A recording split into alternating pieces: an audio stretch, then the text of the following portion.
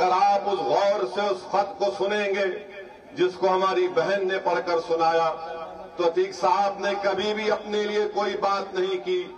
अतीक साहब ने जेल में बैठकर हम तमाम को पैगाम दिया कि वक्त आ चुका है कि उत्तर प्रदेश के मुसलमानों को अपनी एक सियासी क़यादत को बनाना बेहद जरूरी है। आज वक्त आ चुका है कि आप अपनी सियासी ताकत का मुजाहरा करें। हमारे आने का मकसद एक ही है कि किठौर में मुसलमानों की एक सियासी लीडरशिप बने, किठौर में मुसलमानों की क़यादत बने। और क्यों नहीं बननी चाहिए, हर जात ने अपनी अपनी एक सियासी लीडरशिप को बना लिया है। उनका एक नेता है, इतने बड़ी तादाद में उत्तर प्रदेश में मुसलमान हैं और आपकी कोई सियासी लीडरशिप नहीं है।